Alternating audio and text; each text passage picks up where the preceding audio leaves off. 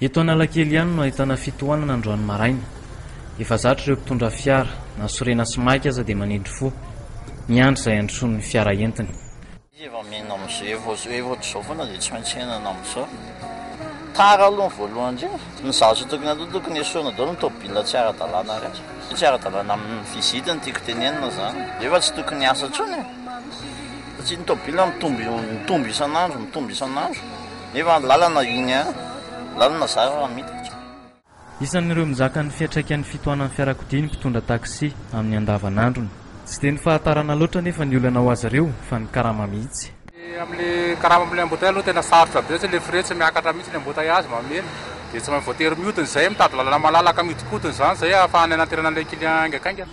Ny any ankafa malalaka ny lalana ho an'ireo taksi be avy any amin'iny faritra 7.20 hektara iny tsy dia misy loatra ny fitohanana misosa ny dia tsy sorena loatra ny mpandeha. Sikely any etsa pefilo somary androany loatra nytsotra ny isan'andro. Na misy na tsy ny fitohanana ho an'ireto mpamily taksi be reto ratsy ihany ny tsena androany. Malaka androany loatra tsy dia haiko loatra. Androany latsinainy dia rapido sao vao tena danger ny embouteillage tsy misy mpianatra. Ankoatra ny lalana tery taksi izao, iray amin'ireo antony mampitombo ny fitohanan'ny famoivoizana ihany koa ny fahamaroan'ny fiara maty an-dalana.